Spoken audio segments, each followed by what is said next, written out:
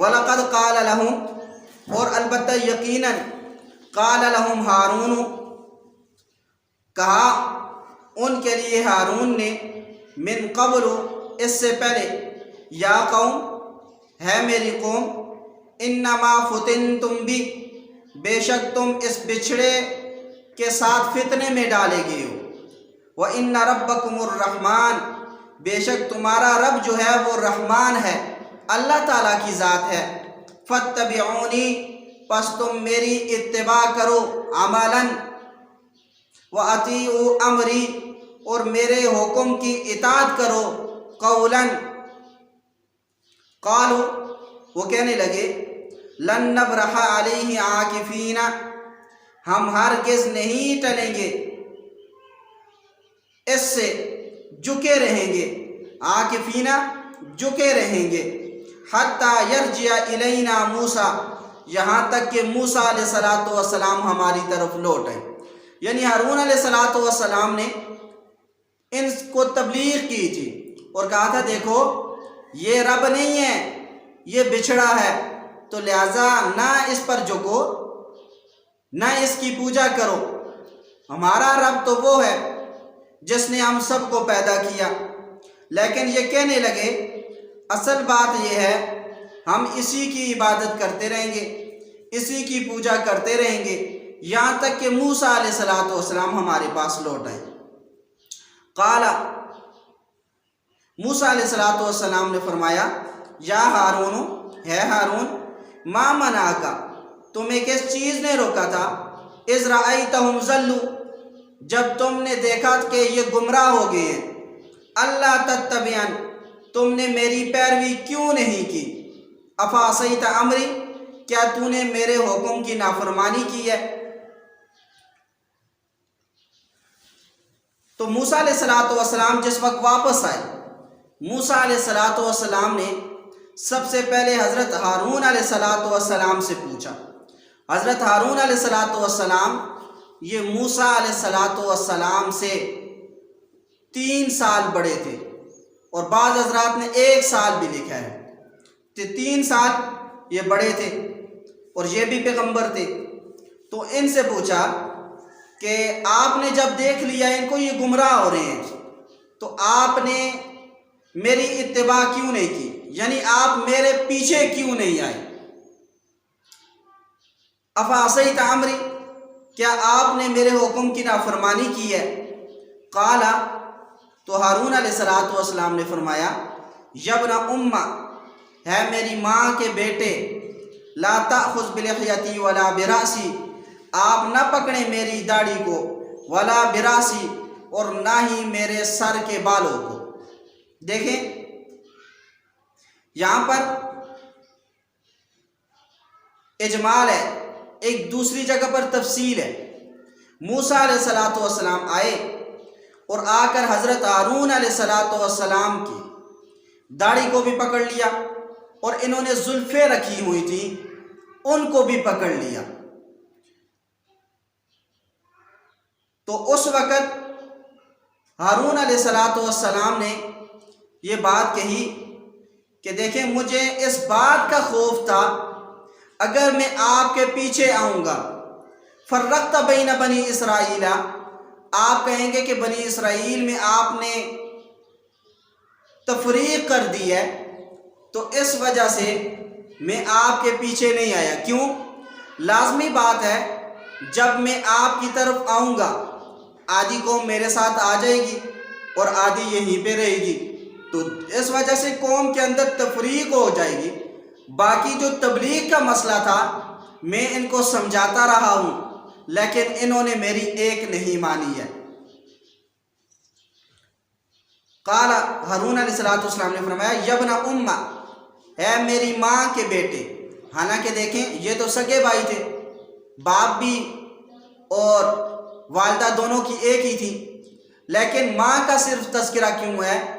مفسرین نے لکھی ہے یہ بات، فرماتے ہیں کہ ماں کا تذکرہ اس وجہ سے ہے، باپ کی بنسبت ماں کو اللہ تعالیٰ نے بچوں پر شفقت زیادہ عطا کی ہے، ماں زیادہ بچوں کی شفقت کرتی ہے، تو یہی وجہ ہے اگر یہ شفقت اللہ تعالیٰ اس میں زیادہ نہ رکھتا تو یہ اپنے بچوں کی تربیت کبھی بھی نہ کر سکتی۔ تو اس وجہ سے حضرت ہارون علیہ السلام نے یہ جملہ ارشاد فرمایا ہے تاکہ حضرت موسیٰ علیہ السلام کا دل نرم ہو جائے۔ قال فرمایا یا ابن امہ، ہے میری ماں کے بیٹے، لا تاخذ بلحیتی، آپ میری داڑھی کو نہ پکڑیں، ولا برأسی، اور نہ ہی میرے سر کے بالوں کو، انی خشیت، بے شک مجھے خوف تھا، ان تقولا، یہ کہ آپ کہیں گے، فرقت بین بنی اسرائیل، کہ تو نے بنی اسرائیل کے درمیان تفریق پیدا کر دی ہے، ولم ترقب قولی، اور آپ نے انتظار نہیں کیا میری بات کا، تو اس وجہ سے میں آپ کے پیچھے نہیں آیا، آپ کے حکم کی میں نے نافرمانی نہیں کی، تبلیغ میں نے کوئی کسر نہیں چھوڑی۔ قال، اب موسیٰ علیہ السلام سامری کی طرف متوجہ ہوئے۔ قال، موسیٰ علیہ السلام نے فرمایا، فما خطبک یا سامری، تیرا کیا معاملہ ہے اے سامری؟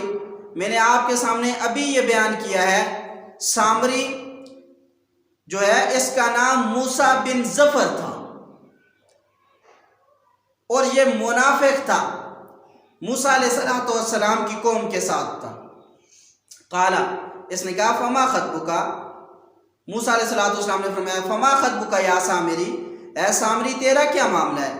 قال، اس نے یہ بات کہی، بصرت، میں نے دیکھی ہے، ما بما، میں نے دیکھی ہے وہ چیز، لم یبصروا بھی، جس کو قوم والوں میں سے کوئی بھی نہیں دیکھ سکا۔ فقبضت، پس میں نے اٹھائی، قبضۃ من اثر الرسول، ایک مٹھی فرشتے کے نشان سے، فنبذتها، پس میں نے اس کو پھینک دیا بچھڑے میں، وَكَذَلِكَ سَوَّلَتْ لِي نَفْسِي، اسی طرح آمادہ کیا میرے لیے میرے نفس نے۔ جب یہ بات کہی، قال، تو موسیٰ علیہ السلام نے فرمایا فَاذْهَبْ، پس جاؤ تم، فَإِنَّ لَكَ فِي الْحَيَاةِ، پس بے شک تیرے لیے دنیا میں یعنی زندگی میں، ان تقولا، یہ کہ تو یہ بات کہے گا، لا مساس، مجھے کوئی نہ چھوئے، وَإِنَّ لَكَ، اور بے شک البتہ آپ تیرے لیے، موعدن، وعدے کا وقت ہے، لن تخلفا، جس کی ہرگز خلاف ورزی نہیں کی جائے گی۔ اب موسیٰ علیہ السلام نے اس کے لیے ایک بد دعا کی، تو وہ بد دعا کیا تھی؟ فرمایا فَإِنَّ لَكَ فِي الْحَيَاةِ أَن تَقُولَ لَا مِسَاس، تو لوگوں کو اپنے پاس جمع کر لیتا تھا، تو دنیا میں اللہ کی طرف سے میں یہ دعا کرتا ہوں تجھے یہ سزا ملے کہ تو یہ بات کہے کہ تیرے پاس بھی کوئی نہ آئے۔ فرمایا فَإِنَّ لَكَ فِي الْحَيَاةِ، پس بے شک تیرے لیے دنیا میں، ان تقول لا مساس، یہ کہ کہے تو کہ مجھے کوئی بھی نہ چھوئے، یہاں تک کہ جو بندہ بھی اس کو چھوتا تھا اسے سخت قسم کا بخار ہو جاتا تھا، بیماری لگ جاتی تھی، اور یہ جنگلوں کے اندر گھومتا پھرتا، لیکن شہروں کا یہ رخ نہیں کرتا تھا، اس حد تک اس کو یہ بیماری لگی۔ وَإِنَّ لَكَ مَوْعِدًا، فرمایا یہ تو دنیا میں تھی، آخرت میں بھی ہے، وَإِنَّ لَكَ مَوْعِدًا، اور بے شک تیرے لیے وعدے کا وقت ہے، لن تخلف، جس کی ہرگز خلاف ورزی نہیں کی جائے گی۔ وانظر، اور تو دیکھ، الٰی الٰہک الذی، اپنے اس الہ کو، ظلتا علیہ عاکفا، جس پر سارا دن تو جھکا رہتا ہے، لنحرکنہ، البتہ ہم ضرور اس کو جلائیں گے، ثم لننسفنہ فی الیم نسفا، اور ہم اڑا دیں گے اس کی راکھ کو پھر سمندر کے اندر۔ تو موسیٰ علیہ السلام نے اس نے جو بچھڑا بنایا تھا سونے چاندی کا، تو اس کو جلا کے راکھ بنا کے بحر کلزم پر اس کو اڑا دیا۔ بعض حضرات کہتے ہیں اس نے جو بچھڑا بنایا تھا وہ حقیقتاً بچھڑا ایسا تھا جیسا کہ اس پر گوشت تھا، چمڑی وغیرہ تھی، یہ تھی۔ اور بعض حضرات میں یہ بات لکھی ہے کہ اوپر سے تو وہ سونا چاندی ہی ڈالا ہوا تھا، لیکن اس کے اندر ہوا جانے کی ایک جگہ تھی، وہاں پر اس سامری نے وہ مٹی پھینکی تھی جس کی وجہ سے وہ ٹین ٹین کرتا تھا۔ تو اس وجہ سے یہ دور آئے ہیں۔ تو اس وجہ سے بعض ملحد قسم کے لوگوں نے اس پر یہ اعتراض کیا ہے، سونا تو پگھلتا ہے، جل کے تو راکھ بنتا ہی نہیں ہے۔ جب جل کے راکھ بنتا ہی نہیں تو پھر قرآن کریم میں یہ بات کیسے کہہ دی گئی؟ لَنُحَرِّقَنَّهُ، البتہ ہم ضرور اس کو جلائیں گے، ثُمَّ لَنَنْسِفَنَّهُ فِي الْيَمِّ نَسْفًا، پھر ہم اڑا دیں گے اس کو راکھ بنا کے سمندر میں۔ تو اس کے کئی جوابات ہو سکتے ہیں۔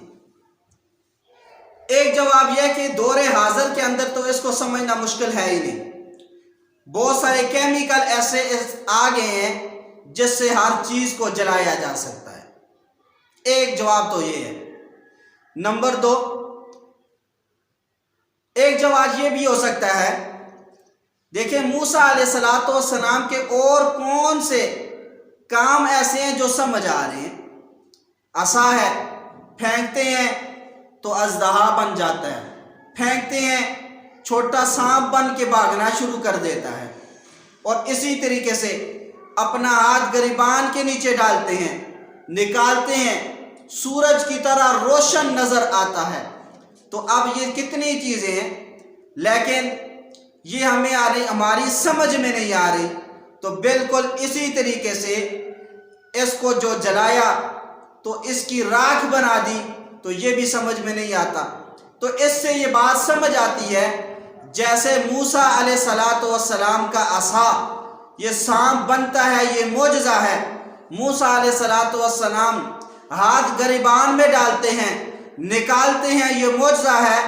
بالکل اسی طریقے سے موسیٰ علیہ السلام نے سونے چاندی کو جلا دیا اور یہ راکھ بن گیا، یہ بھی موسیٰ علیہ السلام کا معجزہ ہے۔ تو لہذا کوئی اعتراض نہیں ہے۔ انما پختہ بات ہے، الہکم اللہ الذی، تمہارا الہ وہ اللہ تعالیٰ کی ذات ہے، لا الہ الا ہو، نہیں کوئی معبود سوائے اس کے، یعنی وہی ایک عبادت کے لائق ہے۔ وسیع کل شیء علما، اس کا علم ہر چیز کو شامل ہے۔ کذالک، ایسے ہی، نقص علیک، ہم بیان کرتے ہیں آپ پر، من انبائی، ان خبروں میں سے، ما قد سبق، جو پہلے امتیں گزر چکی ہیں، وقد آتیناک، اور یقیناً ہم آپ کو عطا کریں گے، من لدنا، اپنی طرف سے، ذکر۔ یہاں پر ذکر سے مراد کیا ہے؟ یہاں پر ذکر سے مراد قرآن کریم ہے۔ کیوں؟ ایک دوسری جگہ ہے، انا نحن نزلنا الذکر، ہم نے ذکر کو اتارا ہے، یعنی قرآن کریم کو اتارا ہے، وَإِنَّا لَهُ لَحَافِظُونَ، اور ہم ہی اس قرآن کریم کی حفاظت کرنے والے ہیں۔ تو اس جگہ پہ یہاں سے مراد ذکر سے وہ قرآن کریم ہے۔ من اعرض عنہ، جو شخص اس سے اعراض کرے گا، فإنہ، پس بے شک وہ، یحمل یوم القیامت، وہ اٹھائے گا قیامت والے دن، وزرا، بوجھ کو، خالدین فیہ، ہمیشہ وہ اس جہنم کے اندر رہیں گے، وساء لہم، اور برا ہوگا ان کے لیے، یوم القیامت، قیامت والے دن، حملہ، بوجھ اٹھانا۔ دیکھیں انسان جتنے بھی گناہ کرتا ہے، ان گناہوں کا بوجھ اس کو اٹھانا پڑے گا۔ ایک مرتبہ حضرت ابو ہریرہ رضی اللہ تعالیٰ عنہ، نبی علیہ الصلوۃ والسلام کے بہت بڑے صحابی ہیں، ایک مرتبہ انہوں نے حدیث سنائی. وہ حدیث یہ تھی کہ جو شخص چوری کرے گا، ڈاکہ ڈالے گا، کسی کی چیز اٹھائے گا، قیامت والے دن وہ چیز اس کے کندھے پر ہوگی اور وہ آوازیں نکال رہی ہوگی. ایک آدمی پاس تھا، وہ کہنے لگا اچھا یہ بات ہے کہ جو کوئی چوری کرے گا وہ قیامت والے دن وہ چوری کی ہوئی چیز اس کے کندھے پر ہوگی، آوازیں نکال رہی ہوگی. حضرت ابو ہریرہ رضی اللہ تعالیٰ عنہ فرمانے لگے جی ہاں بالکل اسی طریقے سے ہوگا. اب یہ کہنے لگا اچھا ایک شخص ہے جس نے اونٹ چوری کیا، کئی اونٹ چوری کر لیے، تو اب بتائیں وہ اپنے کندھے پر اونٹوں کو کیسے رکھے گا؟ حضرت ابو ہریرہ بھی حضرت ابو ہریرہ تھے. حضرت ابو ہریرہ رضی اللہ تعالیٰ عنہ فرمانے لگے کیا تو نے یہ حدیث نہیں سنی کہ بعض قیامت والے دن ایسے مجرم ہوں گے کہ ان کے کندھے اتنے چوڑے کر دیے جائیں گے، ایک تیز رفتار گھوڑا صبح سے لے کے شام تک دوڑتا رہے، 3 دنوں تک وہ دوڑتا رہے تو اس کے ایک کنارے سے دوسرے کنارے پر پہنچے گا. تو وہ کہنے لگا یہ حدیث تو میں نے سنی ہے. فرمانے لگے پھر تو یہ بھی سنی ہوگی کہ مجرموں کو احد پہاڑ کے برابر چوڑا کر دیا جائے گا. تو حضرت ابو ہریرہ رضی اللہ تعالیٰ عنہ فرمانے لگے اب بتاؤ کہ جب مجرم کو اس کے کندھوں کو احد پہاڑ تک چوڑا کر دیا جائے گا، اب بتاؤ کہ اس پر اونٹ آ سکتا ہے کہ نہیں آ سکتا؟ تو یہ حضرت ابو ہریرہ رضی اللہ تعالیٰ عنہ نے اس آدمی کو خاموش کروا دیا. تو اس وجہ سے ہم یہاں پر جتنے گناہ بھی کریں گے قیامت والے دن ان کا بوجھ ہمیں خود اٹھانا پڑے گا. وَلَا تَزِرُ وَازِرَةٌ وِزْرَ أُخْرَىٰ، کوئی شخص بھی دوسرے کا بوجھ نہیں اٹھائے گا. ہمیں خود جو ہم نے کرتوت کیے ہیں ان کی سزا ہمیں بھگتنی پڑے گی. خالدین فیہ، ہمیشہ رہیں گے اس میں. وَسَاءَ لَهُمْ يَوْمَ الْقِيَامَةِ حِمْلًا، اور برا ہوگا ان کے لیے قیامت والے دن بوجھ اٹھانا. یوم ينفخ فی الصور، جس دن پھونکا جائے گا سور میں، یہ نفخہ اولا ہے. وَنَحْشُرُ الْمُجْرِمِينَ، مجرموں کو جمع کریں گے ہم. یومئذ، اس دن زرقا، نیلی آنکھوں والے ہوں گے. یتخافتون بینہم، وہ آپس میں آہستہ آہستہ گفتگو کریں گے، کہیں گے اِن لبثتم الا عشرا، کہ تم نہیں ٹھہرے دنیا میں صرف 10 دن. یعنی ہم تو دنیا میں ٹوٹل 10 دن رہے ہیں، زیادہ تو رہے ہی نہیں ہیں. نحن عالم، ہم خوب جانتے ہیں، بما یقولون، جو وہ کہیں گے. اذ یقول امثلهم طریقۃ، جب کہے گا ان میں سے اچھا روش کے لحاظ سے، یعنی ان میں سے ایک سمجھدار آدمی ہوگا جس کی رائے مانی جاتی ہوگی، وہ کہے گا اِن لبثتم الا یوما، اور تم کہہ رہے ہو 10 دن رہے ہیں.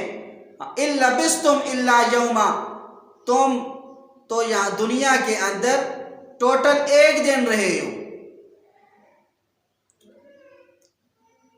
تو اس وجہ سے جب قیامت کی ہولناکی کا منظر ہوگا تو وہاں پر ہمیں جو کافر ہیں اور جو برے اعمال والے ہیں ان کو ایسے محسوس ہوگا کہ دنیا کے اندر تو ہم ٹوٹل 1-2 دن ہی رہے ہیں، اس سے زیادہ تو ہم نہیں رہے. قیامت کا ایک دن مقدار 50,000 سنہ، 50,000 سال کا ہوگا. اور ایک میں الف سنۃ مما تعدون، 1,000 سال کے برابر ہوگا. اب 2 آیتیں آ گئی، ایک میں 1,000 سال کے برابر اور ایک میں 50,000 سال کے برابر. تو لہٰذا بظاہر ہمیں تعارض نظر آتا ہے، ایک آیت کوئی اور کہہ رہی ہے دوسری اور. تو اس کا جواب ذہن نشین فرما لیں. دیکھیں آیتیں دونوں ٹھیک ہیں، جس شخص پر جتنی زیادہ سختی ہو، آپ دنیا کے اندر دیکھ رہے کہ انسان جتنا زیادہ پریشان ہوتا ہے تو اب 1 گھنٹہ پریشانی میں گزارے وہ کہتا ہے یار میں نے تو یہاں پر ایسے لگتے ہیں آج 1 مہینے سے پریشان ہوں، اور جو پریشان نہ ہو اس کو پتہ ہی نہیں چلتا 1 گھنٹہ کیسے گزرا ہے۔ تو بالکل وہاں پر اپنے اعمال کے اعتبار سے کسی کو یہ بات محسوس ہوگی کہ میں نے یہاں پر جو ہم نے دن گزارا ہے وہ 1000 سنۃ 1000 سال کا، اور کوئی کہے گا 50,000 سنہ 50,000 سال کا۔ تو اس وجہ سے یہ اعمال کے اعتبار سے ہے، جتنا انسان زیادہ اس کے اعمال برے ہوں گے اس اعتبار سے اتنی سختی اس کو زیادہ نظر آئے گی، اتنی وہ تعداد بھی زیادہ بیان کرے گا۔